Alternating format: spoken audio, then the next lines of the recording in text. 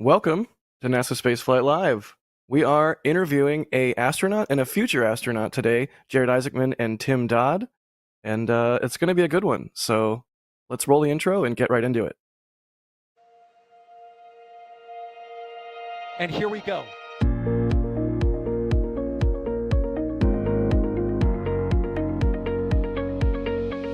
We have liftoff. Propulsion continues to be normal. RCPA chamber pressure looks good. Traveling up. Roger, with planet. Water power supply! Yes! Tango down to nominal. Fighting downside SPD off. Bring in SPD off. It's orange! Orange 45! Oh my god! Oh my god! Decollage! Look at this! Put that in the big bag, Eagle. 343 unfolds to go. Indeed. We rise together, back to the moon and beyond. This methane will be igniting with the flare, correct? Yikes. You dead? We don't need any more of these.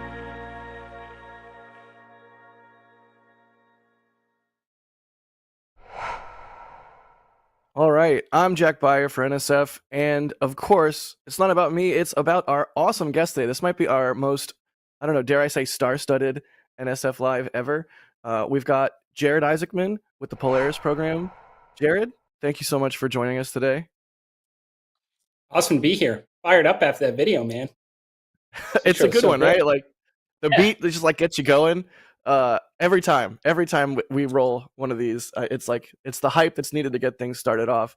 And speaking of hype, someone who is super good at hyping up literally everybody. I mean, if you don't watch Tim's videos, I don't know what you're doing. But we've also got Tim Dodd, the bona fide everyday astronaut, soon to be someday a lunar astronaut. Tim, how you doing? Oh, baby. I'm fantastic. It's just a pleasure to be here with the NSF gang and Jared, and excited to talk about everything. I mean, there's a lot to talk about. There's an exciting, couple weeks ahead of, just cool stuff. Let's get going. Yeah, here we stand on the precipice of Starship Flight 2. And both of you someday soon in the future, hopefully, we get to see both of you fly on this vehicle. And you know what? We have a lot to talk about. I mean, of course, Tim, you and I were both in Bozeman this year for Polaris Program fighter jet training. And we're definitely going to talk about that. But just right off the bat, to address the multi-hundred-ton steel elephant in the room, yeah, it seems like we're getting really close. Do either of you? We're just gonna start off with a bang here. Do either of you have predictions for how you see this flight going? Like how far do you think they'll get? Personally, I think they'll get at least through stage SEP, and if they get through stage SEP with that new hot staging, I think has a good chance of fulfilling all the mission objectives. But Tim, we'll do you first, and then we'll give Jared some time to ruminate since I'm putting you guys on the spot. But yeah, like what are your expectations? Like, how are you feeling about Flight 2 here? Oh man, I'm definitely expecting and hoping to see the pad hold up this time. That would be a huge win. Would be a nice clean liftoff without any extra drama. With, I would say, a majority of the engines running would be great. Like closer to that 33 number would be fantastic. Right. I still won't be surprised if it takes off with 32 or 31 engines right at liftoff.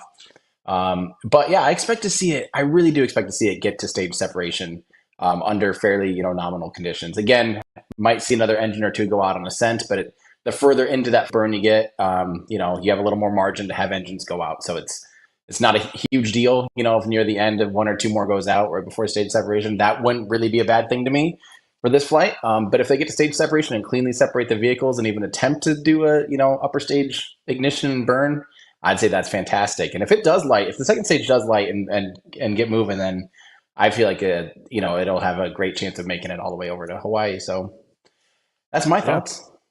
Yeah, and even if it doesn't make it, all the way to Hawaii, getting through that huge milestone and sort of getting more data than they did on Flight 1 and getting to that phase of flight that they weren't able to reach previously, huge win.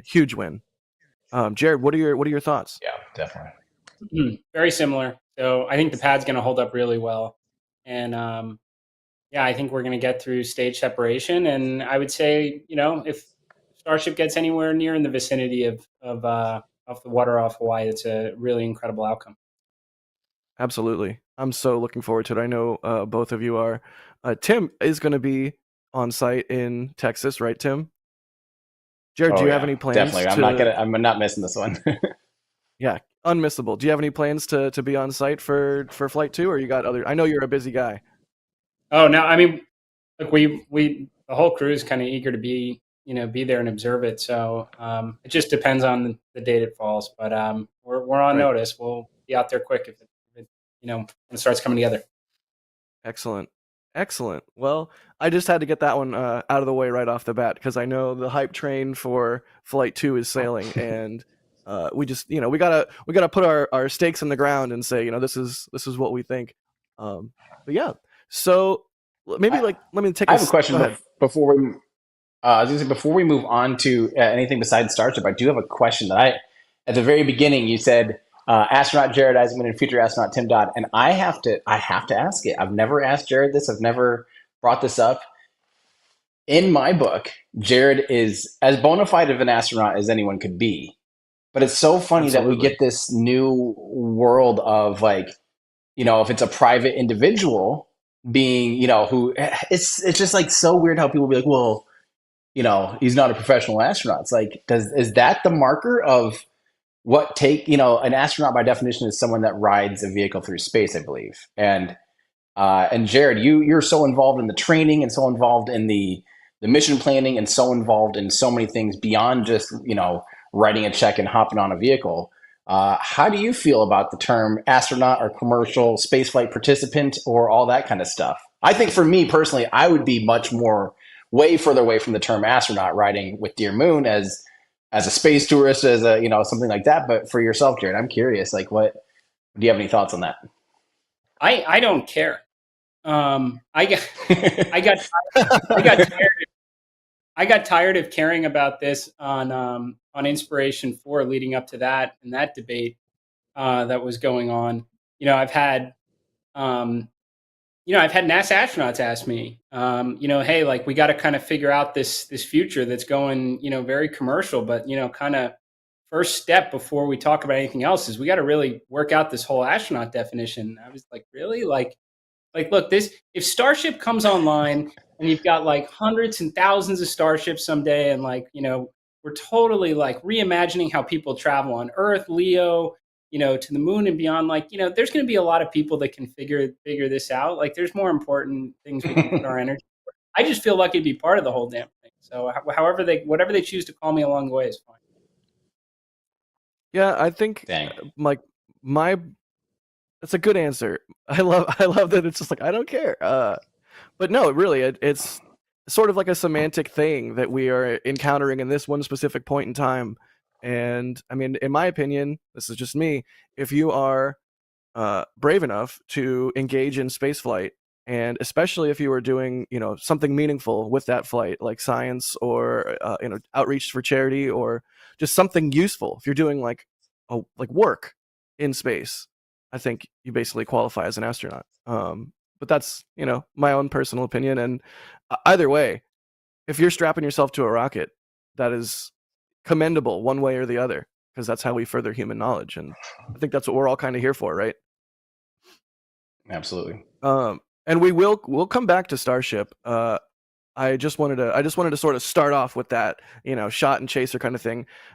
So let's talk a little bit about the Polaris program. And speaking of furthering human knowledge, I think that is an extremely noble goal. And so, Jared, you're going to be flying, correct me if I'm wrong, hopefully in the beginning of 2024 on Polaris 1. And that's Great going answer. To... Beginning sounds good. We're not specific. Yeah. it's Q1, right? I think is the last thing that I read. But yeah, I mean so that is going to feature the first private spacewalk conducted in orbit. It's mind-blowing. What are you most looking forward to, I guess, with Polaris 1, and Is it that spacewalk, or is it the flight in general? Is it, seeing the Earth from orbit again? Like my answer, same thing was kind of on Inspiration 4. Like I look at all the objectives together, and it's just you just want to get it all done. Like for sure the spacewalk, whether you call it private spacewalk, commercial spacewalk, like there's probably the most learning that's taking place at that particular objective. I mean, there's the suit development itself is kind of pretty incredible. But even the operations itself that SpaceX is learning. I mean, this has not been done in a commercial capacity or private capacity. I mean, this is like very much the domain of U.S. government, Russia government, Chinese government. So it's pretty important when you think about what SpaceX's ambitions are. Like you got to crack the code on this, the operations itself, and then the suit design, and then have a roadmap there for a suit that can take you, to the moon and Mars. So I think that certainly is the most, probably impactful from a technical objective. In terms of my enthusiasm, I want to see it all from like beginning to end, and know that we got as much as we could done. I'd say, like on a personal note, like non-objective aside, I'm really looking forward to seeing the reactions of my crew when we arrive on orbit. I mean, I know how I felt, and obviously these guys are some of my closest friends. So I think that kind of moment at SECO, just seeing their reactions is probably high up on my looking forward to list. Absolutely. Spoken like a true leader. You want to get your objectives completed, and also the reactions from people. It's maybe a silly comparison, but when people come to Starbase for the first time and you can show them around and you sort of get the joy from them of seeing everything for the first time and being up close with a massive, moon and Mars rocket, that joy is infectious, and it's really fun to share. So I can only imagine a similar phenomenon, but with orbit. It seems like that would definitely be a highlight for sure.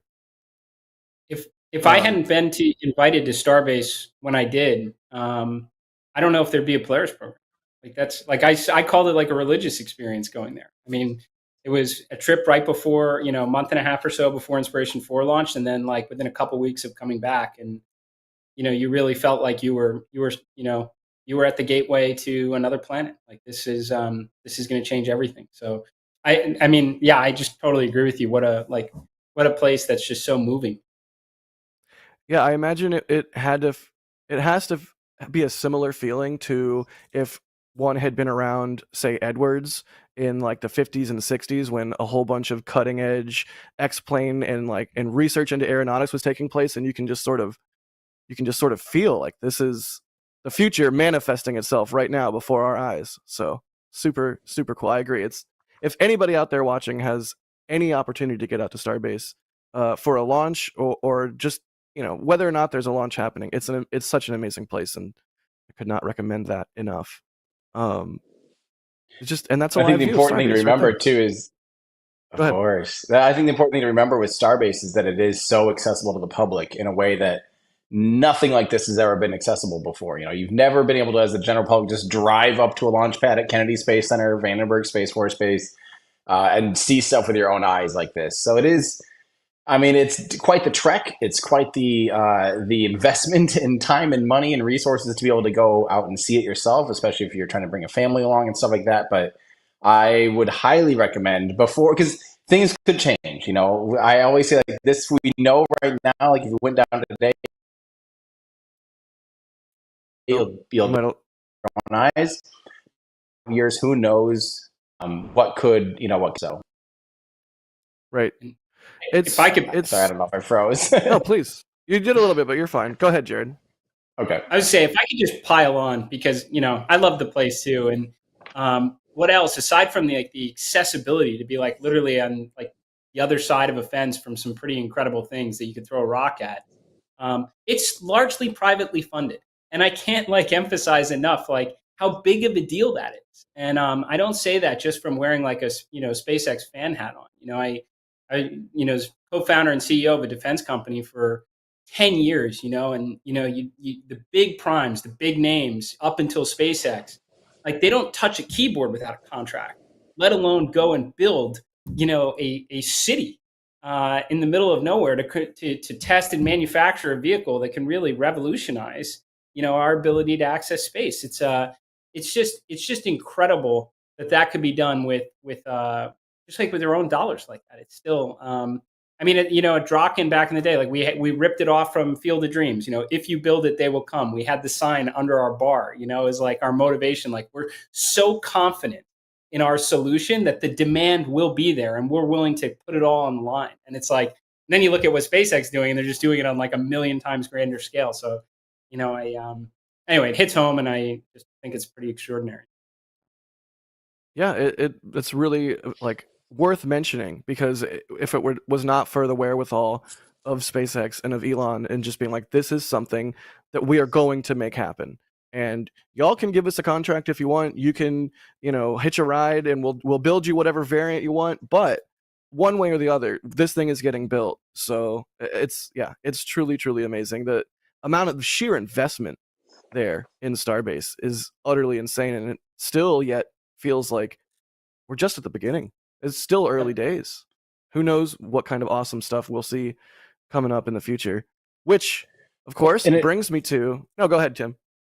I was just going to say, in the grand scheme of things, though, this move and building this big of a vehicle and this investment will seem very obvious. Like in 50, 100 years, it'll be like, oh, well, obviously, like we needed big reusable rockets and blah, blah, blah, And it is funny that like it's taken, that it kind of almost took this long. I think a lot of us expected this in like the 70s and 80s post the Apollo program to see this kind of investment in a truly, spacefaring civilization, and truly be able to get this amount of mass up into orbit and this readily available at this cost.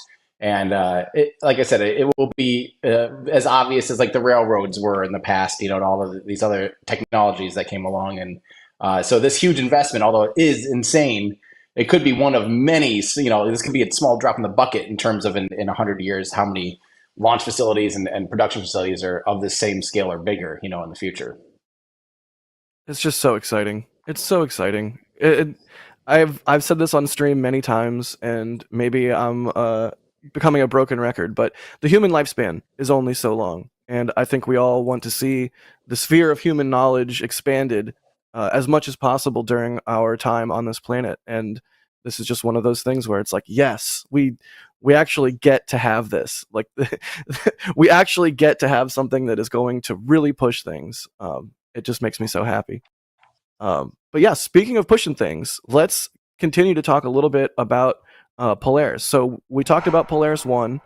Definitely super excited for Polaris 1, but it's not the only mission in the Polaris program, right, Jared? There's Polaris 2 and Polaris 3, right? That's the plan. So we have the idea is build on every one of them. So I think it's fair to say that, continuing to evolve the suit and the EVA capabilities of SpaceX, maybe to the extent of actually like certifying their commercial EVA capabilities as available, would be a good stepping stone after, making sure we got a good suit and good operations. And, we've obviously submitted some ideas. I'd say much more formal than just an idea. Like there's an entire report behind what we could do that would be great for the government, for taxpayers, for the scientific community, not to mention just, again, evolving, commercial, space capabilities in a very beneficial way. Now, that's obviously on the government to decide whether or not they want to take us up for it, but we're reasonably optimistic. And then, the third Polaris mission should be the first end-to-end, crewed flight of Starship. So, which is awesome. Yeah, to say the least, is absolutely awesome. Okay, so there's two things I want to break out and parse here. One of them is, so you said you have some ideas in it for Polaris 2, and it's sort of up on the government to see if they'll take you up on that. And I know that the Polaris program and NASA have sort of signed an agreement to study the feasibility of boosting Hubble into a higher orbit. Certainly that would be an amazing thing to do on Polaris 2 if possible, if you get the sign off on it and that ends up being a thing. But if not, like, maybe what are some of your other ideas for what you could do on Polaris 2 if you feel like talking about it? And we can also talk about Hubble because that's amazing as well. Well, I think Hubble is just such a touchdown. So yeah, there was a joint report that included Polaris, SpaceX, and NASA that was submitted, I don't know, 5-6 months ago, and the recommendation was very favorable. But again, it's not our telescope, so somebody else has to decide to do it. I Right. would say like this is beyond logical. Like this is so obvious to do, and if it's not, it's purely political on why it wouldn't be done. I mean, the risk reward, Hubble is not healthy, even though it's doing amazing science especially alongside James Webb. The growth on PhD papers published drawing on Hubble as the scientific instrument has been exponential. So it's not winding down. It's the exact opposite, and that's because you compare it with other instruments again, like James Webb. But it's not healthy. This is not the multi-billion-dollar asset kid gloves of 30 years ago, 20 years ago. So it's coming home. At some point or another, it's either coming home uncontrolled, where there's going to be some small risk to person or property, or you're going to spend like stupid amounts of money to go up and make it a controlled reentry. So like that's happening no matter what. The most costly thing is to do nothing. It's costly to science. It's costly to taxpayers. That's not a good option. Every one of the arguments I've heard is like, if you do an EVA, there's a lot of risk in that. It's like, we're doing an EVA on Polaris 2, guaranteed. Like, for sure, we will evolve the capabilities from what we learned from Polaris 1. So that risk is being taken no matter what. Do you want, this amazing asset to just be healthier when we put it into a higher orbit or not? That's the only consideration. And you're doing great things, for the future of the commercial space industry, because I promise you this is not going to remain, the exclusive domain of NASA, the Russians, and the Chinese forever. So you want to be on the right side of this or not. And then last, it's like, if you can kick that bad boy up and give it another 10 or 15 more years of life, it is totally within the realm of possible to go up and bring it down on a Starship. And if you can do that, I mean, then everybody who's a naysayer today, because of whether it's, their own, protecting their own personal contributions or whatnot to that telescope, can take their grandkids and see it in the Smithsonian. It's like, there is no negatives to doing this, but yeah, it's not a slam dunk. I'm rapidly creating a list here of things because there's so many interesting things to break out on this. But just really quickly, seeing a flown spacecraft it's very hard for me to put into words how beautiful a flown spacecraft is. Like, even if it's a Falcon 9 booster that's come back in a sooty, if it's a capsule that's come back and has the evidence of reentry on the TPS shield, it's just a beautiful thing. And to imagine, 10, 15 years from now, seeing Hubble after all those years on orbit, sitting in a museum and being able to walk up to such a legendary, amazing instrument that has done so much for humanity, and just look at the battle scars on it, that would be truly outstanding. Well, you know where I stand. Yeah, good deal. So I have a quick question, if you don't mind. That Jared, I know you're talking about reboosting Hubble, and there were talks about potentially repairing it, because I know some of its gyros are dying. It's down to a few. It's running out of station keeping propellant. Is that actually in the talks too? Is that part of the study? Was actually like what it would take to go and literally EVA and do physical repairs to it beyond just boosting it?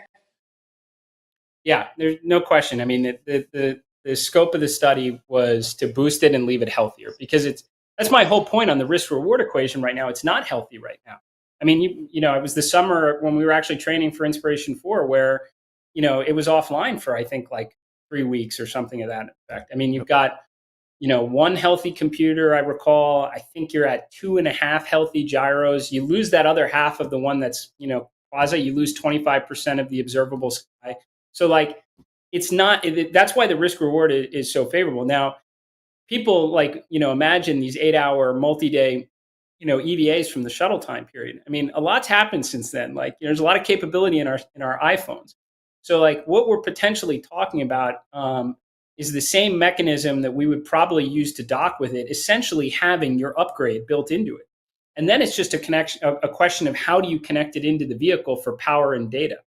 So like again, on the spectrum of risk, an EVA is obviously risky no matter what. You're foregoing all the safety of your vehicle around you. But I mean, in terms of an operation, we're talking about potentially just plugging in a couple cables here, and now you're actually boosting it and giving it an opportunity to live out the entirety of that boosted life that you've given it, instead of it, potentially bricking a couple weeks later, which would be terrible. Right. That was awesome. one of the questions I wanted to ask. Thank you, Tim, because it's not just about boosting it; it's also, like Jared said, about leaving it healthier. Which, God, that's the whole idea. Just puts a big smile on my face. So it's almost like it's then, going to have a mission extension vehicle, like Northrop Grumman has that vehicle that goes up and docks to dying satellites and has its own propulsion elements and other elements to keep that satellite alive, to help it station keep and stuff. So it's almost like, I didn't realize that there's a secondary element that would be considered as being considered to add. we on. might have Tim go. From, Go ahead, Jared. my position from the start was like, if you're going to do this, you have to leave it in a healthier place. So, and fortunately, that was a pretty extensive portion of the study. Awesome. That's honestly fascinating. Thank you, Tim, for asking that. So the other thing from when we started this sort of rabbit hole here that I wanted to parse out is, you said Polaris 3 would be the first end-to-end human flight on a Starship. So that to me means you launch on Starship, you stay on Starship on orbit, and then you land on Starship. There's so many questions that I have about something like that, but this is separate and distinct from, say, like launching on a Dragon and docking with Starship, right? Yeah, or an Orion, rendezvousing with a Starship. So, I mean, I think really, to put just to put clarity around the words, was not trying to imply that, if there's a lunar landing opportunity, leveraging the SLS vehicle, like I certainly don't expect Polaris 3 to jump that if that timing works out. So what we're talking about is, climbing on a super heavy, launching on Starship, and then re-entering on that vehicle is really, I think, what, a very distinct Starship program from supporting HLS. Right. And like, I'm trying to think of how to put this. One of the questions we get asked a lot is revolving around the landing profile of Starship. As someone who has flown on a capsule where you're sort of in a prone position for entry, and that you sort of stay in, right? The seats, do the seats on Dragon move as you are coming through the entry profile, or do they stay fixed? They do move, but I mean, you're largely, they basically start to rotate when you're at the tail end of of the braking. So it's like just above 2 Gs, they'll start to rotate. So the landing on Starship, of course, with the flip and burn, it looks like a heck of a ride to me. It looks like it'd be fun, to put it one way. Do you have any thoughts on what that might be like? Or I imagine, as a very capable pilot and someone who's done a lot of very technical and interesting things, you sort of have the mind where you sort of try and wrap your head around something before you do it. But just any thoughts about what it might be like, or how you feel about landing on a Starship? I think that's a big one. I mean, look, this is all super bold, right? There are a lot of things traditionally associated with, kind of human spaceflight that are, deviating from, and in all really positive ways, right? SpaceX thinks radically different than everybody else and achieves radically different results than everybody else. So from my perspective, like, sure, there's a lot you're going to want to know before you ever get in the vehicle. And I think, fortunately, we're all going to be witness to like hundreds of ascents, reentries, and landings, right? And it's going to be very confidence inspiring. Where I'm sure there's going to be tons of data what that profile would, the loads that it would exert, on a Right. human. We're going to know before it, and we're going to be able to plug those things into centrifuges and run them on ourselves. But I guess, just immensely confident in them. But I also recognize there's a good way to go. There's a lot of learning that's going to take place over the next couple. Absolutely. That's part of the fun that it's we have the whole table set for us, and we're sitting down to dinner that will take several years, and it's oh, what's the next course? What do we get to see now? We get to see a Starship caught by the tower. We get to see the booster come back and get caught by the it's just so many interesting things that are coming down the pipeline. Oh man. Can I jump in here quick and say, Please. I'd say one of the things that has made me feel more confident about the turn and burn, or the flip, has actually just been the track record now with the Falcon 9 booster landing. That has been unbelievably successful and reliable in the past 100 launches or whatever. It's over 100. Yep. I think they're 160, 170, somewhere in there. I recall now. And saying, I would feel almost confident riding Falcon 9 booster these days, and I don't think that would have even been hard 4 years ago.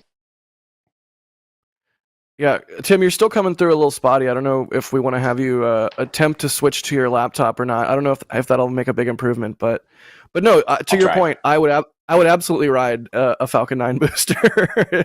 It'd be a wild ride. But you're right. The amount of success they've had with that is nothing if not confidence inspiring. And you know how many people I've heard say that? That does say everything, right? And we're going to witness that same, to Tim's point, you're going to see that same history build with Starship, right? I mean, nobody would have said, 2 years ago, I'd really love to, strap into the top of just the first stage and come back to Earth on it. I mean, maybe people would say it, but they'd probably be, slightly out of their mind. Now it's look at the track record. The odds are actually fantastic relative to any other launch vehicle success and failure rate.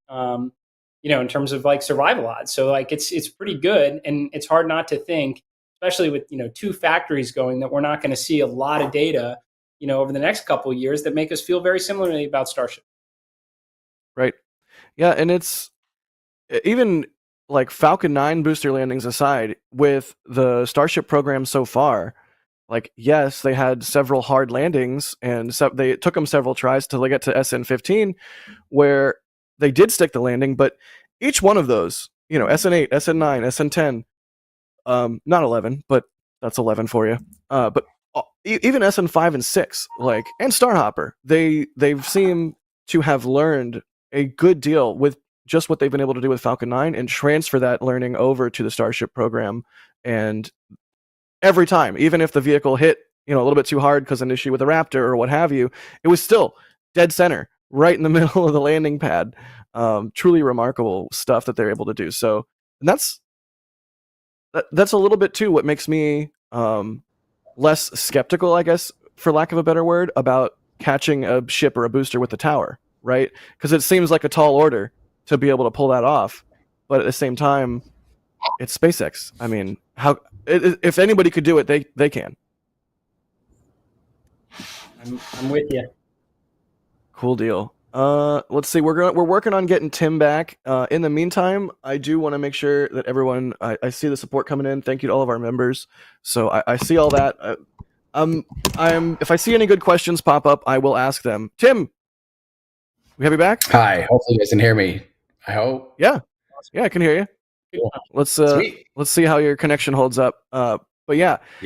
Tim, I was just sort of piggybacking on what you were saying, and the fact that even with Falcon 9 booster aside, with Starship program so far, their landings, while some have been a little bit flamier than we would have liked, they're all basically accurate landings.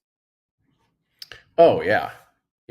I mean, I can't wait until we start seeing orbital reentry profiles, because that's going to be, a bullseye landing from orbit is going to be absolutely incredible. So that will be the really most telling thing, and I can't wait to see that develop. Same, especially if they do go for there's obviously been talks about catching it, especially the Starship or the booster. Booster first probably with the Mechazilla.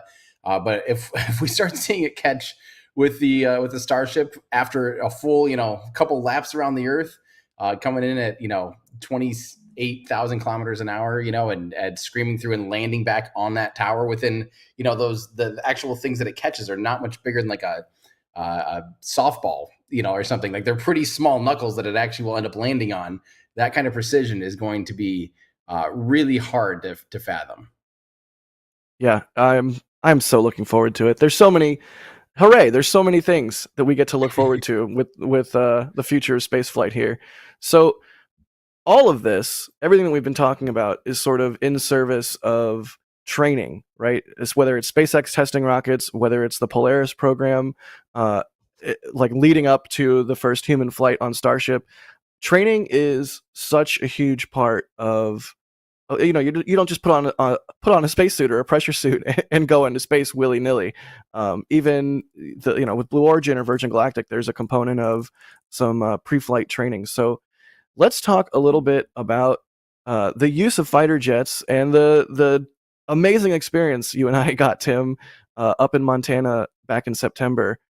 So I think using aircraft, high performance aircraft, to train, it sort of goes all the way back to the beginnings of the astronaut program, and it just makes sense. But Jared, do you have sort of an elevator pitch, or how do you describe the usefulness of this type of training specifically? What is it about being in a high performance aircraft that helps you prepare for something as rigorous as spaceflight?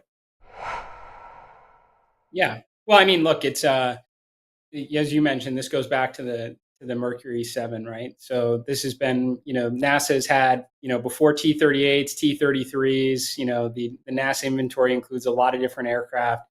And I think the reason is look, outside of a rocket or a centrifuge, if you want those kind of acceleration forces, you need to be in a fighter jet. And the fighter jet gives you an opportunity, especially in two-seaters, work on crew resource management in a dynamic environment that you can't just instantly turn off. And that has consequence if you make mistakes. And you don't get that in the simulator. I mean, we debrief a sim run, and you go for lessons learned or whatnot. And then you go out and get some coffee, you go out to dinner or something, and it's not, you're not sitting there like, holy shit, like we really screwed something up big time. We got through it, but let's really sit and talk about this. I think it brings you a lot closer together as a team when you're doing it. And it's very supplemental. Look, I'd say 95% of this is definitely, the academics and the sim runs, because it's getting you, I mean, that's flight software essentially, that you're, what you learn, interacting with that software in the simulator is what's going to be loaded on the Dragon vehicle when you fly it. I mean, that is, no doubt, the vast majority of the learning, but, as I'm sure it is for the NASA astronauts, but, supplementing with these type of aircraft adds a ton of value. Absolutely. So, Tim, I gotta ask you, man. You got to fly with Jared on the MiG. I was in an Alpha Jet with Kid Petite. Utterly amazing. I will share my thoughts on the experience, but I'm curious, Tim. This was your second time flying with the Polaris crew, right? Mm-hmm. Yep. And how was the MiG? Yeah, it was. Yeah, it's substantial. I mean, even the size of that vehicle compared to the Alpha Jets is substantial. It has a lot more presence. On the tarmac, it's like you walk up to it, you're like, wow, this thing means business. The afterburners were incredible. I didn't know if you'd really notice that big of a, because in movies they're like, oh, afterburners, it's kind of like nitrous in a bad racing movie, and you're thinking, okay, is it really like that? And it might not be as well. It is pretty instant, and it is substantial. It is. I mean, it feels like it goes from we'll say a G of acceleration to a G and a half or 2 Gs.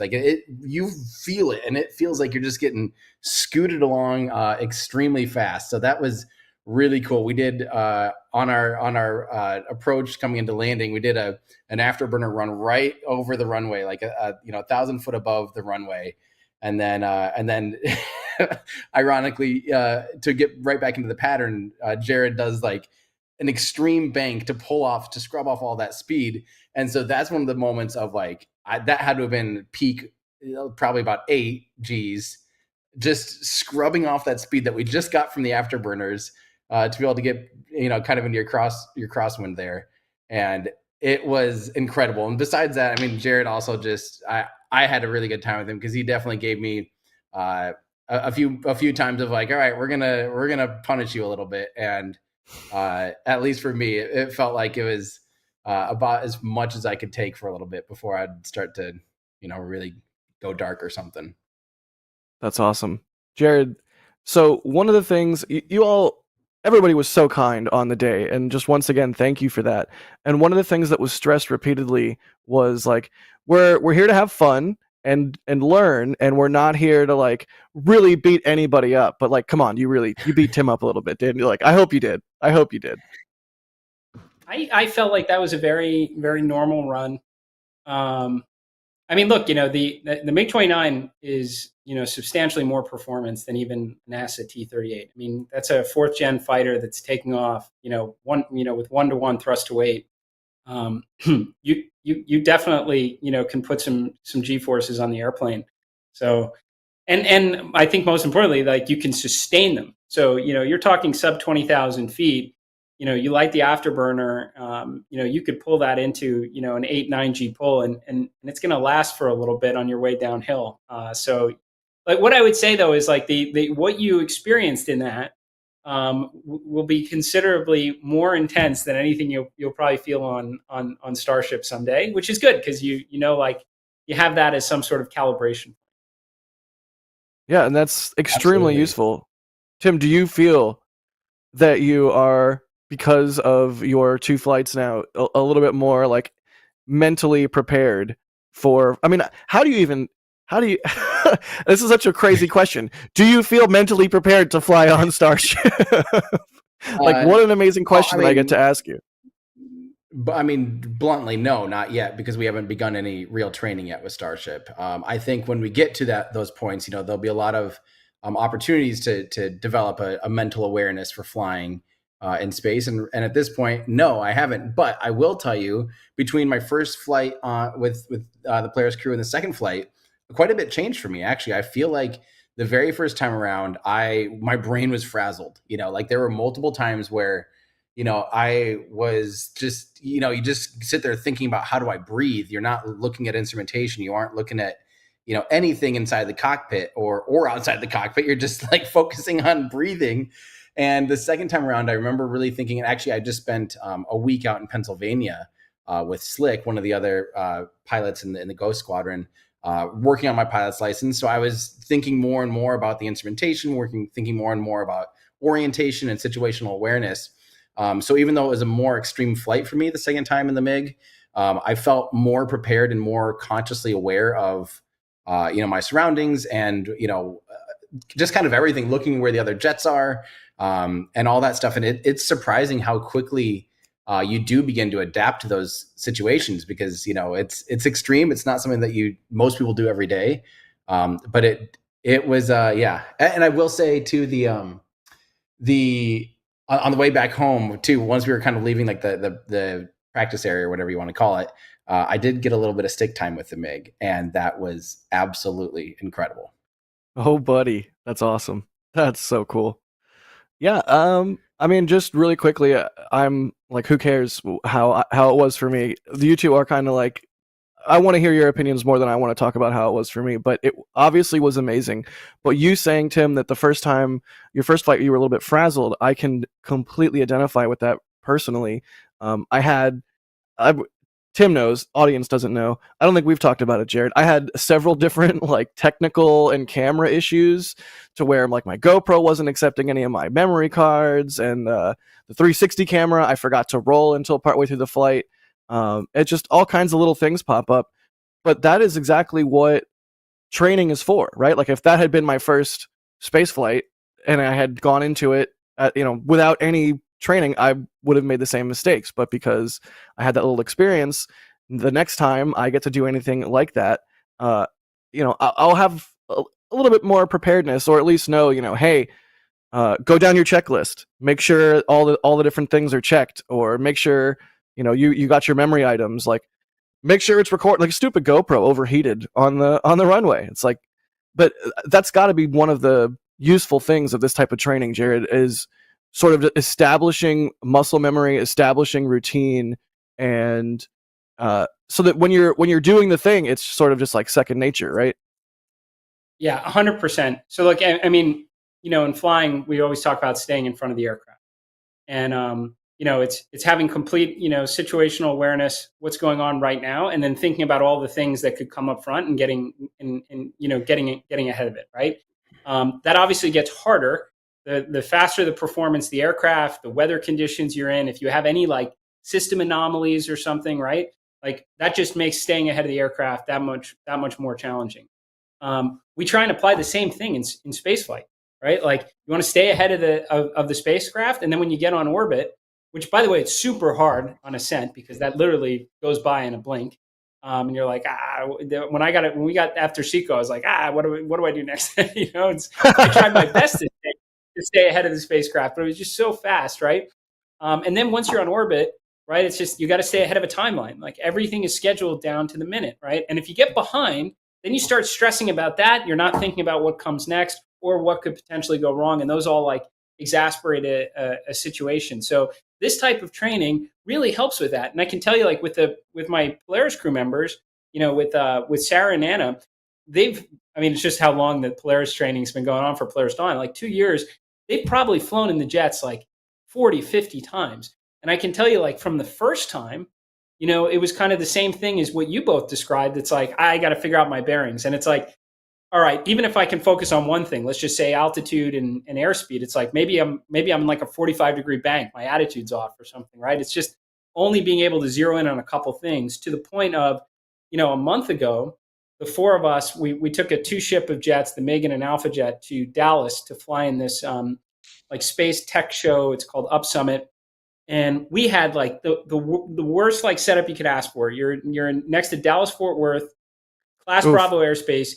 You had 1,200 feet basically of altitude to work with. So like it was a 2,000 foot ceiling. You were taking off at like 700 AGL, and you had this like 1.5 mile show box to work in, and like the crew resource management was just firing awesome. Like all our kind of backseaters in Sarah and Anna, they're locking in on where our target is, our run-in lines, what we have to deconflict from, ceiling altitude, and we were just operating so effectively in what should be like one of the most like impossible show box environments to work in a really challenging airspace, and got it done like super safe, and and that was a long way from where we began. So it believe me, it adds like tons of value. Kid and I were in a cross-country flight, the MiG and the Alpha Jet, off the CJ4 in the weather. Like couldn't see anything, up and down, like rain, ice. This was coming actually back into Bozeman. And like that's some of the hardest flying you can do, because you can't lose sight of the aircraft you're flying off of in the weather, but then you also have to think about what are the things that can go wrong next. What if like rain ingestion smothers an engine? What am I going to do? And if I separate, how am I going to like, what's my lost wingman procedures? All of these things help make us sharper. They're not perfect for spaceflight, but it's some of the best we got right now. I mean, it makes perfect sense. The brain is a muscle, and when you exercise it, you just add to what it's able to do. It's no different than lifting a weight or running or whatever. And so one of the ways you can exercise your brain is by doing stuff like this. And I mean, it just shows. I definitely. It's interesting to hear your perspective, Tim, on your first flight versus your second one, because that. I'll just to be blunt, that makes me feel better about how I did on the second one, or on my first, because I told myself, if I get some imagery that I'm happy with and I don't, completely lose my lunch or whatever, then I'm happy with what I did, because it's an amazing opportunity to be able to do something like this, and I feel an obligation as someone who makes content to make something good out of it and share with people, get people excited. I mean, that's what we're all here for, right? So definitely, I feel a little bit better. Thank you, Tim. No, I mean, you're absolutely right that, the first time And yeah, like Jared described with the crew members too. It's the first time is different. I mean, it's yeah, and the second time, like I said, I was thinking even more aviation world, and about the actual flying. So I wasn't even thinking nearly as much about content creation. But that's a whole nother thing, is trying to do a job or a task of videography and content creation while doing something extreme like that, where your brain's already getting frazzled. It's different, and it's I'm so glad to have that experience, because, and it makes me wonder too, with Dear Moon, we haven't begun any kind of formal training at all yet, because the rocket's not ready, but it makes me wonder, like, if we'll be doing anything like this, because I think there's a lot of value in going through things like that are extreme, that are pushing you to the limits. Right. And it makes me really thankful that Jared's given me 2 opportunities to fly with their crew, because I see them as highly valuable, especially as we work up into spaceflight missions too. Yeah, I mean, I dare say it, you should. I hope the Dear Moon program does incorporate some training like this. It seems sort of like a no-brainer, but yeah, that'll be interesting to see how that plays out. Well, Yeah. you can certainly consider it an open invitation for you and the rest of your crew to be able to come out and fly with us. But I mean, that's kind of part of the reason why we formalized our Ghost Squadron. Is it's we had inquiries from somebody out, another commercial provider, if we could help and put some of their crew members through some training, and then also like just going out doing some air shows in between missions to just inspire and such. So we put a lot into really bringing it back up to some pretty high standards for supporting others. So anyway, be happy to do it. Awesome. Yeah. And you guys should definitely go in the mountains.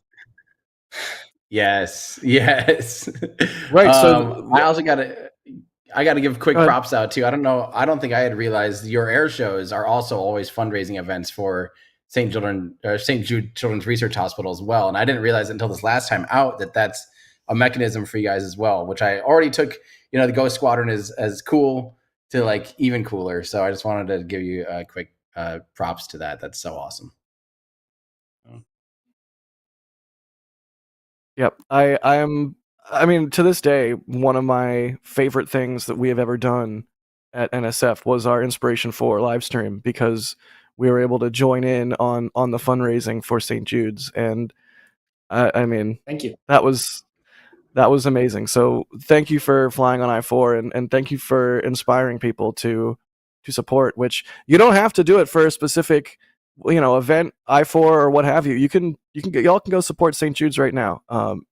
It's an absolutely, utterly amazing institution that, childhood cancer is a scourge on the earth, like cancer in general, but specifically childhood cancer. So if you have some extra money, especially as we come into the holiday season, if you don't know what if someone's like, what should I get you? Be like, just donate some money to St. Jude for me. Like that's an amazing present. But I can't commend you enough for your efforts to support what is really just a fantastic cause.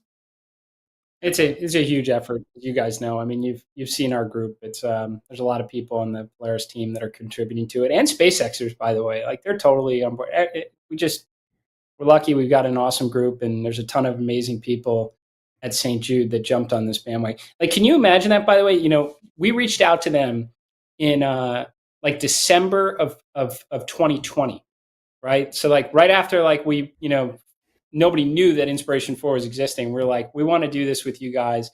Like, nobody should even return that phone call. It should be like, this has nothing to do with us. You want to take one of our employees into space? Like, I don't know. Like, what if something goes wrong? Like, this is like, they leaned into it, like totally leaned into it before they had any idea of how big this could be or might not be. Like, really, like, they had no idea, and they still threw so many resources behind it. And just it's amazing that they even were so open-minded to be able to kind of listen to the idea and then just get behind it. Anyway, it was really cool.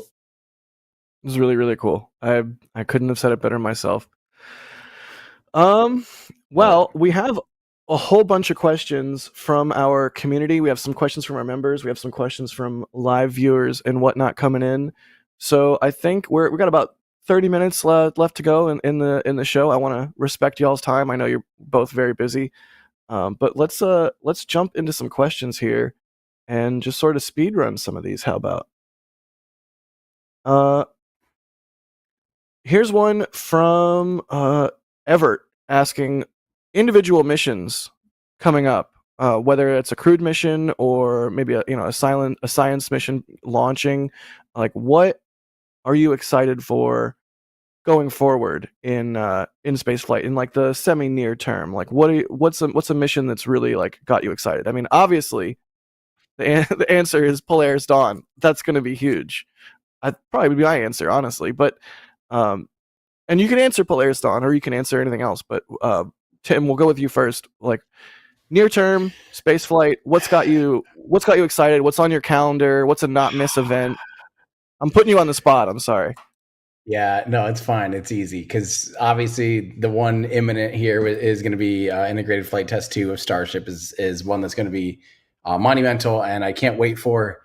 Beyond that, yeah, besides Polaris Dawn, then we got Artemis 2 soon after that. I mean, obviously continued flights of Starship, but I think one of them that I'm looking forward to a lot, it's still probably a ways out, and it's probably been a while since I've heard about it, but Dragonfly, the quadcopter going to Titan, the moon Titan, right, is way up on my list of awesome missions that I can't wait for. It's definitely one of the things about Starship that I'm really excited for is like, let's send some really capable probes to every celestial body that we possibly can, because I want all that precious science. Jared, what do you what's got you excited coming up here? So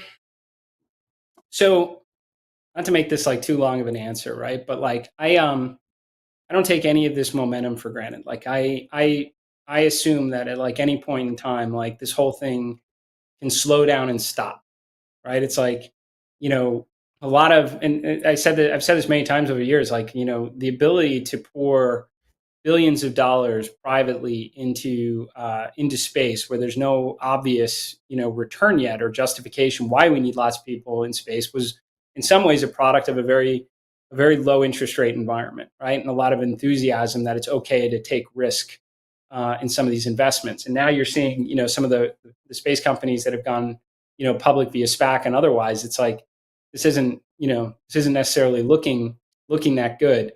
So I've unfortunately I've been very nervous for like a year and change, that having somewhat of a pessimistic view that like, man, I really hope to hell this momentum continues. So what has gotten me excited was seeing Axiom government astronauts signing up for like lots of missions. That's showing the commercial space is really working, right? Like, because there's always the question of how many individuals are out there that have the dollars and cents is so expensive to be able to invest in this. But like, there's a lot of sovereign nations out there that can't have their own space program but want representation in space. That's a good example. And now we're seeing that with like a lot more Axiom missions to come. And then VAST's announcement was another big one. I was like, yes, yeah, someone determined we're going to put a commercial space station module in space. It doesn't have to be that ambitious. We just need to get it there, and we'll rendezvous with Dragon with it because we know that works. Like, those to me were both very exciting because they were like step forwards in commercial space momentum, but they're not like massive leaps that we have to necessarily worry about right. in a more deteriorating economic climate. Yeah, I mean, each one of these little incremental achievements is we all stand on the shoulders of giants, right? It's how we get from point A to point B. Both really good answers. Thank you for that one. And thank you to the person who asked it. I already lost the document. Here it is. Everett. Thank you, Everett. Let's see. Tim, here's one for you, buddy. They're asking video transmission and flying on Starship. I know it's like very early days. You said you have not started like formal training or anything like that, but if it were possible for you to stream from Starship, would that be something that you would attempt to do? I think it's a kind of a no-brainer, yes, but wax philosophical for us here. 100%, because one of the things that I think Jared can touch upon after I answer, I'd like to hear his thoughts. But Polaris Dawn's going to be working with Starlink, I believe, and there's talks about more and more Starlink usage beyond, because right now you got the teeter satellites and ground links and stuff like that just aren't a very robust solution with limited bandwidth. By the time Dear Moon flies, and by the time Dear Moon flies with crew, I think Starlink will be a lot more viable, even beyond low Earth orbit. I don't know exactly what that'll look like, but in my mind, if I were SpaceX and I was going to be sending astronauts out to the moon, for NASA, for private companies, I would consider sending 3 Starlinks that are orbiting the moon or something, on a Falcon 9, just spending that money so we could have the constant bandwidth, constant connection, even out, at moon orbit as well. To have that kind of bandwidth would be amazing. To answer the question too, I am trying to do whatever I can to be able to stream as often and as much as I can. I mean, I don't want to turn into like a week-long reality show in space or anything. Obviously, that wouldn't be my intention, but I would like to bring people along for as much as possible, including if there's a chance to be able to stream from inside the rocket during ascent. That'd just be incredible to bring people along for that, to be able to help them ride along with us. I think would be an incredible opportunity, but we'll have to see when it all comes down to it. That is my intention, though. Right, and you said, Tim, on Polaris Dawn, one of the things that Jared will be and the crew will be messing with is I'm sorry, it's like the most informal term. One of the things you'll be experimenting with is Starlink laser communications, right? Is that accurate, Jared? It is. So that's the third objective for the mission, and it's hard. I hope, like, we do have like a documentary crew on this one, and I really hope that they're able to get behind the scenes and talk to some of the engineers at SpaceX that make this possible, because I have no doubt the vast majority of like the population is going to be like, they just turned on the router, and it is so hard. What they're trying to conquer. Two objects moving 17,500 miles an hour. Every Draco pulse, could potentially disrupt a laser link, and they're like trying to conquer this, and they're not doing it to just bring internet connectivity to Starlink. It's absolutely where Tim's going. I mean, look, the whole idea of Starlink is to help fund their broader, ambitions to open up space for everyone, and that includes making life multiplanetary. So I mean, to me, I would definitely bet on, by the time Dear Moon flies, that, the connectivity they'll largely be leveraging will come from Starlink versus the kind of legacy asset. Yeah, makes sense. I so look forward to it. Oh man, it's just I feel like I end up explaining Starlink to people a lot, especially when you're out in public, or you have like a Uber driver from the airport to wherever, and it's like, oh, what do you do? Oh yeah, I photograph rockets, and they're like, huh? And it's like, no, there's a lot of amazing things happening in spaceflight right now, and that includes giving everybody around the world an internet connection that is good, because we know that will improve the quality of life. And hey, guess what? We can also do that for people on orbit as well, where they might have extremely limited connections, whether it's people or even probes. I mean, we need to get that data down to the ground faster and with more fidelity, and it'll just help people get more excited about spaceflight. Exactly. Let's see. More questions. How are y'all doing? We're doing good? Feeling good? Yeah. Good deal. Let's see. Here's one. This is kind of like big picture. Mark is asking, plus or minus 1 to 2 years, which year do you think we'll have people walking on Mars? That's a huge question, right? It's hard to like put a number on it. It's hard to, like, no one's gonna hold you to this, but I've always said Mars 2030, even though that's not really like a transfer window kind of thing. It's a nice round number, and it would make me happy. But that's my sort of throwaway answer. But I don't know, Jared. We'll go with you first. It looks like you're deep in thought here. What do you think? That was my number. That was my guess 2 years ago. I would push it out at least 5 years beyond that at this point. Yeah, at least 5. All right, Tim. I almost have the exact same answer as Jared, where literally I was thinking about that because I think on the YouTube show tomorrow, TMRO, we were asking about this in like 2016. And I was always Right. saying like by 2030, by 2030, by 2030 was always my answer. And I think I had to go a little bit more pessimistic and think about like the infrastructure required to actually get humans on Mars. It's not just a trip there and a trip home and no big deal. It's like there's got to be a lot of stuff besides just the vehicle. So I'm also probably more towards like I really hope humans are stepping foot on Mars by like 2038 at this point. All right. No, it's it's not bad to have a realistic number, right? Like I wish in my heart of hearts that it could be sooner. I'm just glad we're on the road to get there eventually someday.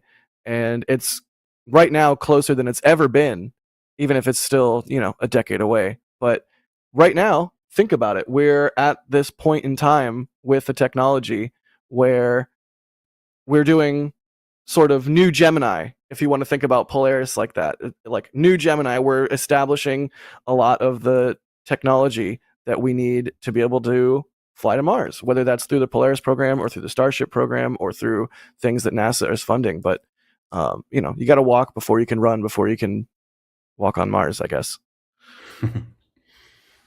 Definitely. Let's see. Here's one from Kevin Bradford. Jared, do you prefer the MiG-29 or the L-39? And I'll throw in the Alpha Jet too, just so it doesn't feel sad. Yeah. Well, I mean, honestly, lucky to be able to fly all these things, but MiG-29 is number one for sure. It's just performance is just so damn awesome. Such a great airplane. Number two would actually be the A4N Skyhawk. Oh wow, that was my favorite right up until the MiG.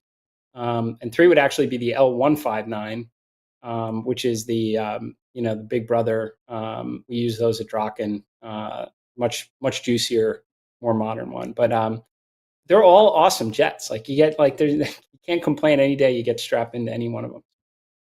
Absolutely not.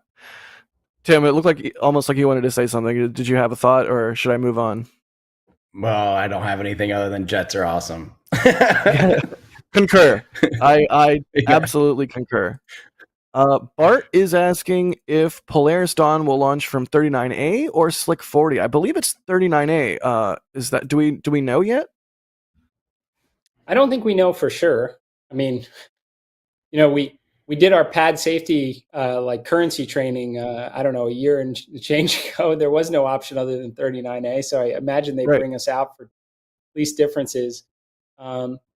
Either one's there's no complaints, right? Yeah, I genuinely don't know. I would default and say 39A seems right, but don't know. What is the current status on 40? What's the estimate on when that'll actually be ready to fly humans? Do we have any idea? Anything I would have heard, I have no idea if it's still accurate because it was from several months ago. Yeah, right. Jack, I think in one of the most recent, if not the most recent Starlink launch, I believe there was the crew access arm spotted like on site at 40. So they're building the tower, they're putting the crew access arm on site. They'll install it on the tower. So, I mean, it can't be too long, right? Obviously, there's a lot of infrastructure work that needs to take place to facilitate a crewed launch from 40, but every day time marches on and we're getting closer and closer to it. So that's going to be exciting for sure. Just adding more capability. I'm sorry, this cat, can you not walk on my keyboard? You can hang out, just don't walk on my keyboard. It's the one place. Anyways, right. Let's see. So, okay, again, Jared, if you don't want to answer any of these, or obviously I'm not trying to ask anyone to break NDA or anything like that, but Macho is asking, has anyone tried out a prototype or production candidate of the EVA suit? I mean, I imagine you've seen it. Has anyone sort of gotten to do like fit checks or anything like that? Or is it still sort of like things are being worked out? Oh no, like we're trying them constantly. I think, Sarah and I were probably in suits this past week for many hours, actually, for med rate testing. So this is probably the coolest part. So, I mean, from my perspective, is that we have been so lucky to be there since the beginning on this one. I mean, from trying on the first glove like 2 years ago. I mean, I wore my Inspiration 4 suit and they, pressed that up. And just for like the baseline of like, okay, it can never be this bad. It's got like in terms of mobility and everything. And then they have been, I mean, it is, these Frankenstein dev suits where, okay, let's try a different rotator here, different wrist rotator. Let's try this different glove. Let's try this different type of insulation. And you get in, you press up and you go through test series. We've been suspended, with an offload hoist, similar to NASA's Argo system, trying different operations in these suits, and you give feedback. This is the development part of the mission that is so awesome because you're not really training to this. You're just testing, right? And you're testing until you get what you think is the right operation and ultimately the right suit, and then you actually do the real training against it. But it's in parallel, right? Because you still have to test like what in like an emergency, how would this work out? This is so cool. This is to me like what I really dreamed of and feeling lucky to be is like you literally get to be that kind of fly on the wall while all the SpaceX magic is happening. So long story short, I mean, we've had the suit through uncrewed and crewed thermal vac chamber tests. It just continues to progress along really well. It's just shocking what they can do in really 2 years time. That's I outstanding. have a quick question on that. Are you guys actually you're still wearing the IVA suit for launch and landing, right? Or are you wearing just the EVA suit the whole time? Yeah, you're pretty volume limited. So it's it'll be we're gonna launch and re-enter in the EVA suit. So it's a little bulkier, but certainly the better option than having two suits. Okay, hang on. What we're talking about bulky spacesuits. Whatever happened? The Gemini spacesuit to me always looked surprisingly slim and mobile compared to like the A7 SL and the Apollo suits. Like, whatever happened to that? I always wondered why NASA like ditched that spacesuit when it looked so slim and like fitting compared to what we ended up with in recent years. And somehow it's almost like suits began to look less futuristic as time went on, if that makes any sense. Yeah, the Gemini EVA suit was awesome. Can we just go back to that? I'll tell you, there are some, just to make sure everyone's clear, like, because there is a lot of brilliant engineers at SpaceX doing this, but NASA has been very helpful. I mean, obviously, we've been using their facilities to do testing, but there are some like real wizards over there that know every bit of every spacesuit, design and evolution from, our, Mercury to Gemini to Apollo to the Russian suit evolution. And they have contributed, quite a bit of that, like that really valuable data in order to kind of, see this evolution on. It's really just making sure they get, good credit for their contributions to it. It's pretty awesome. Indeed. Surround yourself with smart people, and I guess NASA, it's kind of like the smartest people in the room a lot of the time. So there you go. Here we go. Speaking of training and working your way up to an orbital flight, Mr. Vipitz is asking, could suborbital crewed flight be a step between the jet training and a full orbital launch on a rocket? Would you find that useful, Jared, or is it sort of in a way less useful because it's sort of so fleeting versus being able to do sort of repetition in a jet over and over again? Would that be something that you think might be useful? I don't think it can hurt, especially in these early days.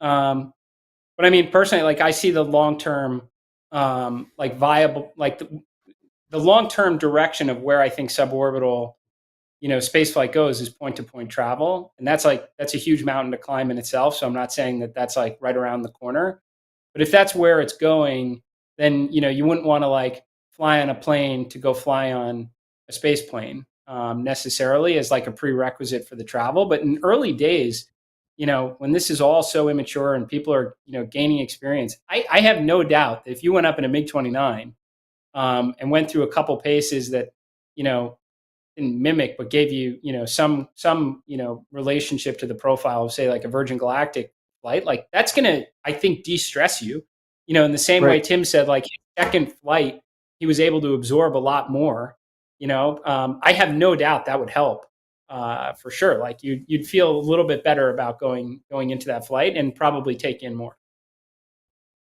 Excellent. We have a question here from some goofball named John Kraus. I don't know who this guy is. John is asking actually a really good question, saying, what singular decision has been the most pivotal in your respective careers to get you where you are today? And if you're feeling up for going first, Jared, we'll have you go first, and then I'll ask Tim the same question. Good question, John. Yeah. First, obviously, just a shout out to Snap. Man, that guy is so good. He sent us pictures a couple nights ago during one of the Starlink launches. He's like, in the swamp, big bamboo stick, navigating alligators. He's like knee deep in the water to get this reflection shot. I'm like, you're a total madman. But I think we all love in the best way. He's a madman in the best way. Yeah, 100%.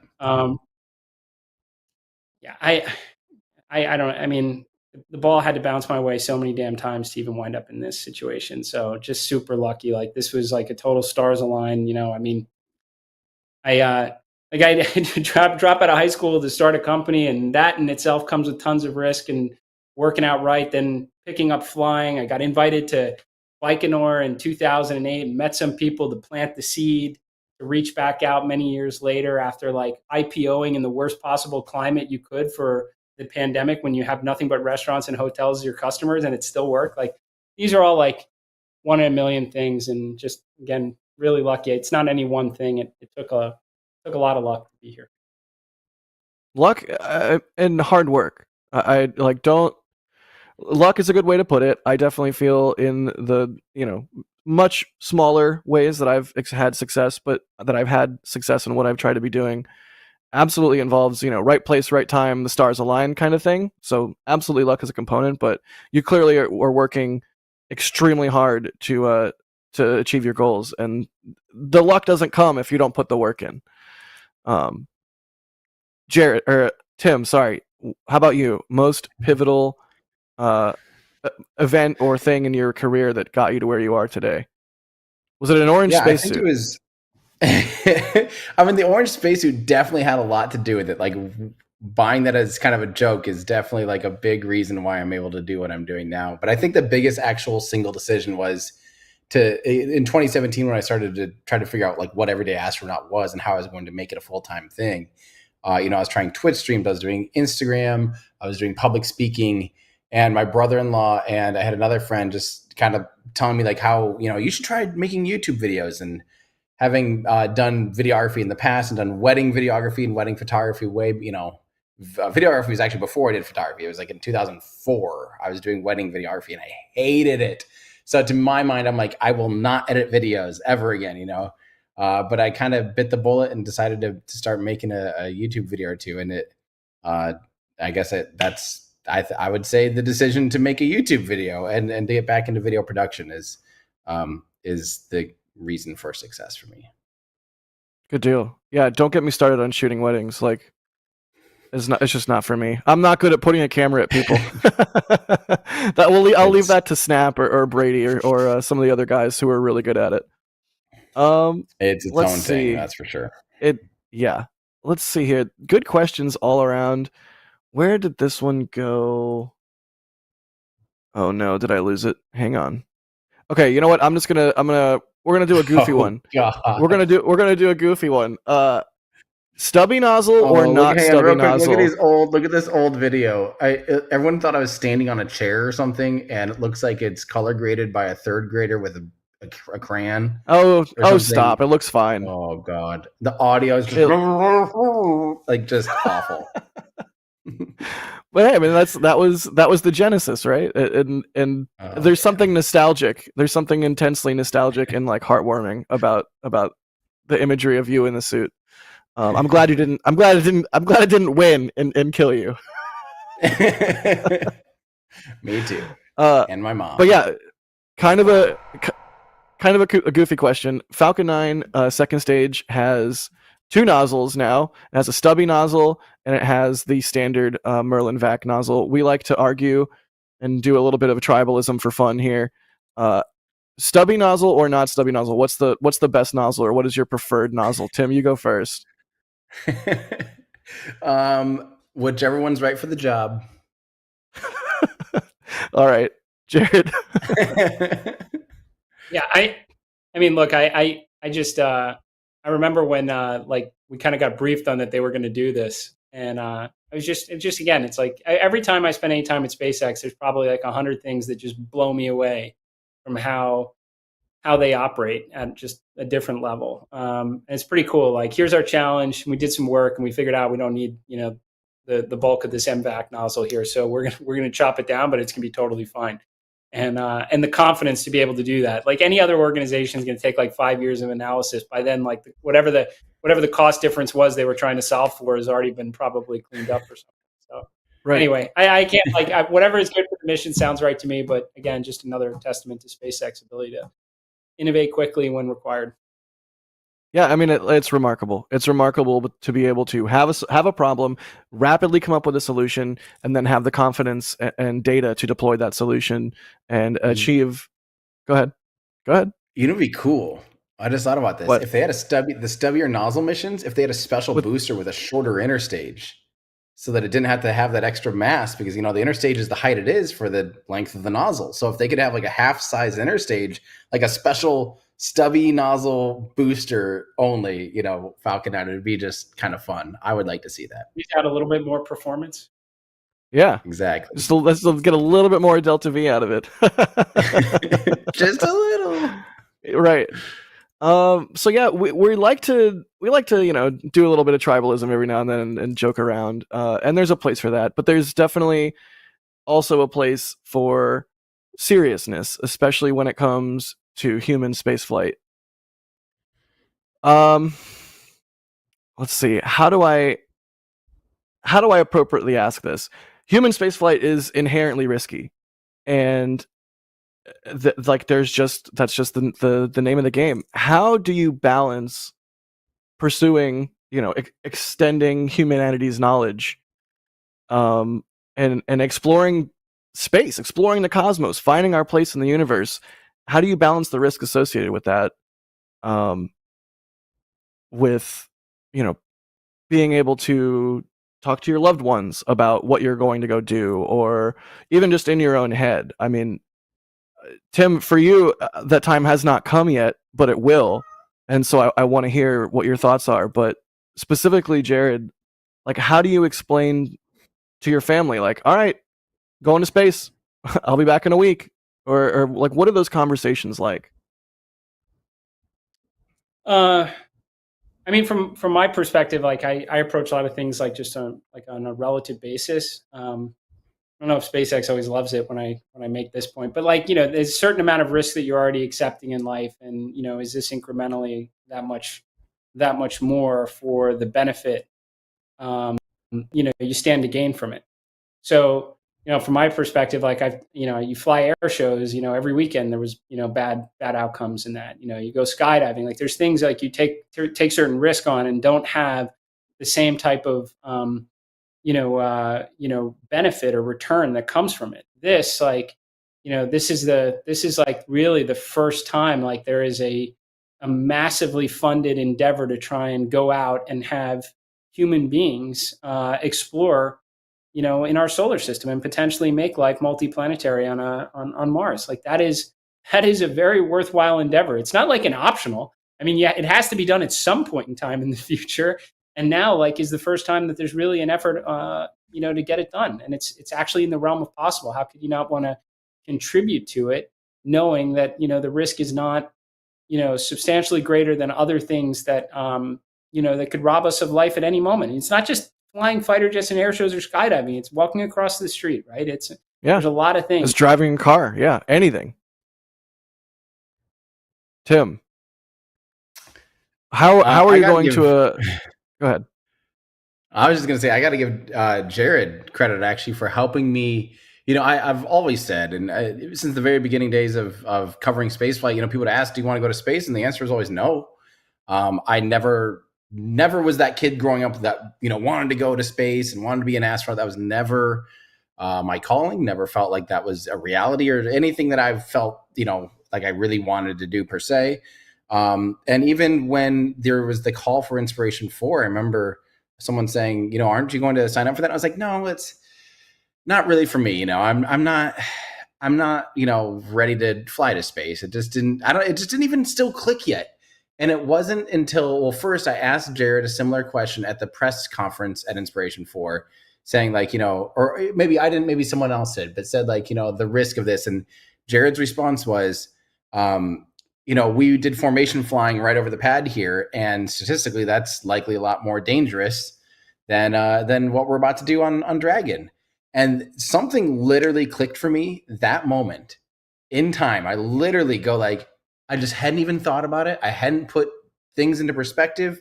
I hadn't considered that. And I sat there and go like, I would fly in a formation jet, no problem. Like my head just goes, of course you would do that. So therefore, why wouldn't you do this? And in that moment, I literally go, And I watched the rest of that flight. I watched Inspiration 4 going, I think I would do that. Like I would do that now, and when Inspiration 4 took off, it was actually, I don't know if this is some philosophical thing or what, but I've seen many missions. DM2 was the first time I saw humans fly in it. I got a little bit emotional, but I lost it at Inspiration 4 for some reason. Like completely couldn't talk during my live stream and everything, and was just weeping. And there was just something surreal about it being everyday people, people I know. Like I've known Cyan for years, and knowing someone, just watching them go to space really clicked in my mind of like, wow, this is our future. This is something people can do now. And this is a reality that we're living in. It totally changed my outlook and my perspective. And, I did dumb things as a kid, race motorcycles and cars and did dangerous stuff on, those. And, I walked away from them, and I look at it now as like, those were probably a lot higher risk situations than what I plan to be doing with Dear Moon. And the reality is, if in 2 years or whatever, when we're getting closer, if I don't feel like it's safe, I'll back out, but I have full faith in the SpaceX team. I have full faith in the promise of their engineering and what they've been able to do so far with human spaceflight, that it's like, doesn't even feel like a risk to me. It just feels like this is of course there is a risk, but it doesn't feel like anything greater of a risk than, what I would be doing flying in fighter jets or riding motorcycles.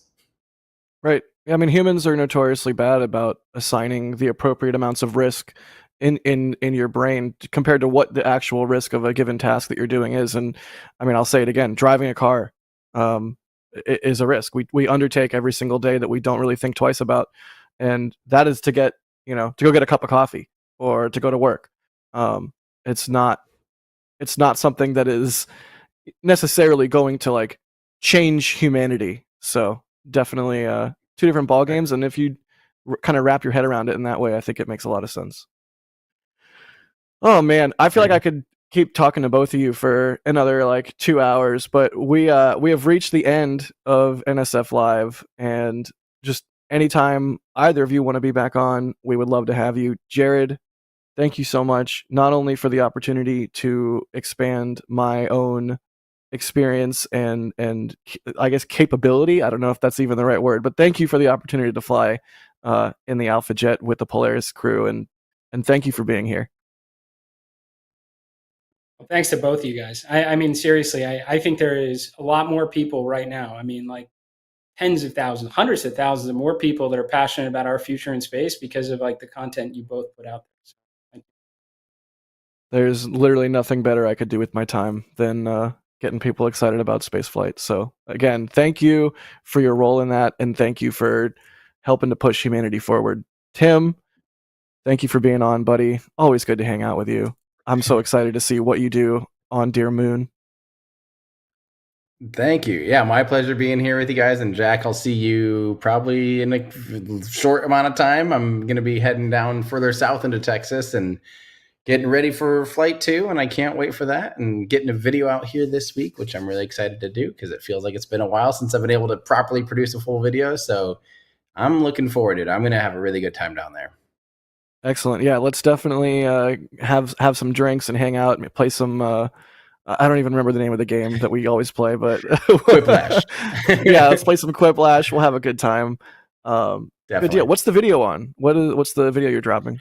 Ooh, I'm making a video, kind of a why don't they just? And it's talking about, the first part is talking about, why don't they launch rockets from mountains or from the equator, kind of using the Earth as an advantage. And the next one's kind of talking about better launch systems, like why we aren't using jet engines on rockets, and why we're not using things like catapults and Mechazilla to throw Starship and things like that.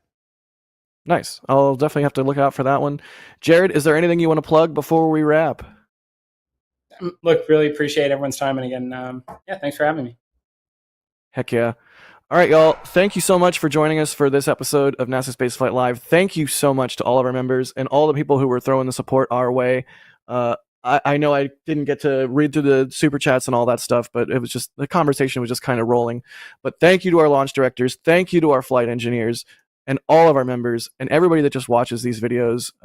We couldn't do what we do without it. And that excitement allows us to do what we do and then breed more excitement. And it's just a virtuous cycle. So it's awesome to be able to do this. And speaking of, next week we have Peter Beck as a special guest. So no shortage of awesome NSF Live content coming up here. But with that, I'm going to let these two folks go about their day, and we will see you all on the next one. Thanks for watching, and until next time. Take care. See you. And here we go. We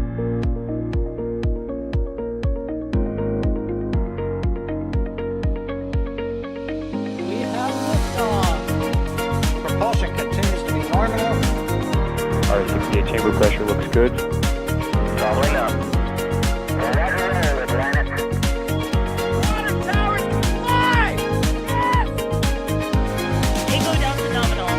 Flight downside FD off. Bring in FD off. Off. It's orange! 145! Oh my god! Oh my god! Decollage. Put that in the big bag, 343 unfolds to go. Indeed. We rise together back to the moon and beyond. This methane will be igniting in the flare, correct? Yikes. You dead? Sure. We don't need any more of these.